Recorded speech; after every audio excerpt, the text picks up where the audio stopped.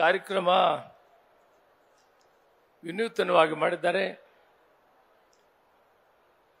ಚುನಾವಣೆಯಲ್ಲಿ ನಾವು ಮಾತು ಕೊಡ್ತೀವಿ, ನಿಮ್ಮ ಎಲ್ಲ ಕಾರ್ಯಕ್ರಮವನ್ನು ಮಾಡಿಕೊಡ್ತೀವಿ, ನಮಗೆ ಆಶೀರ್ವಾದ ಮಾಡಿ. ಇವತ್ತು ಕರ್ನಾಟಕ ರಾಜ್ಯದಲ್ಲಿ ನುಡಿದಂತೆ ನಡೆದು ಈ ಕ್ಷೇತ್ರದ ಜನರ ಆಶೋತ್ತರಗಳನ್ನು ಈಡೇರಿಸುವುದರಲ್ಲಿ ಸನ್ಮಾನ್ಯ ಶರತ್ ಬಚ್ಚೇಗೌಡರು ಮೊದಲನೇವರಾಗಿದ್ದಾರೆ.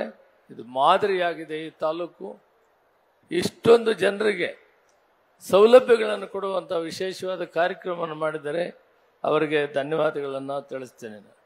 ಈಗಾಗಲೇ ಪ್ರಿಯಾಂಕ ಖರ್ಗೆ ಅವರು ಎಲ್ಲ ವಿಷಯಗಳನ್ನು ಸವಿಸ್ತಾರವಾಗಿ ಹೇಳಿದ್ದಾರೆ. ಸಮಯದ ಅಭಾವದಿಂದ ನಾನು ಹೆಚ್ಚಿನ ಸಮಯ ತೆಗೆದುಕೊಳ್ಳಿದೆ.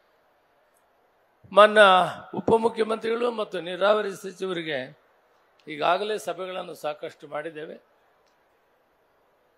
ಬೆಂಗಳೂರು ಗ್ರಾಮಾಂತರ ಜಿಲ್ಲೆಗೆ 4 ತಾಲೂಕುಗಳು ಕೂಡ ಬಹಳ ಮುಖ್ಯವಾದಂಥದ್ದು.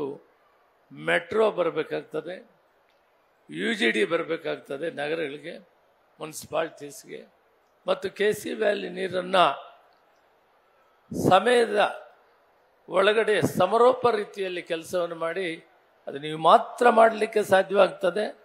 ಅದಕ್ಕೆ ನಿಜವಾಗಲೂ ಚಾಲನೆ ಕೊಟ್ಟಿದ್ದೀರಿ ನೀವು. ಈಗಾಗಲೇ 14-16 TMCಯನ್ನು ಹರಿದು ಬರ್ತಾ ಇದೆ ಕೊರಟಗೆರೆವರೆಗೂ. ಆ ವಿಷಯವೇ ಬಹಳ ಮುಖ್ಯವಾದ ವಿಷಯ.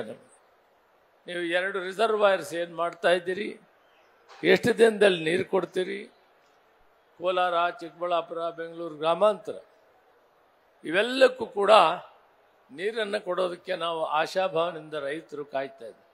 ಕುಡಿಯೋ ನೀರು ಅತಿ ಪ್ರಾಮುಖ್ಯವಾದ್ದು. ಇದಕ್ಕಾಗಿ ಈ ಕಾರ್ಯಕ್ರಮವನ್ನು ರೂಪಿಸಿ ಇಲ್ಲಿವರೆಗೂ ಕೂಡ ನಾವು ನೀರನ್ನು ತರಕ್ಕೆ ಆಗಿಲ್ಲ. ಯಾರಿಗೋಸ್ಕರ ಈ ಕಾರ್ಯಕ್ರಮವನ್ನು ಈ KC ವ್ಯಾಲಿ ಮಾಡಿದ್ವಿ, ಎತ್ತಿನ ಬೆಳೆ ಮಾಡಿದ್ವಿ, ಅದು ಇನ್ನೂ ನಮಗೆ ಮುಟ್ಟಿಲ್ಲ.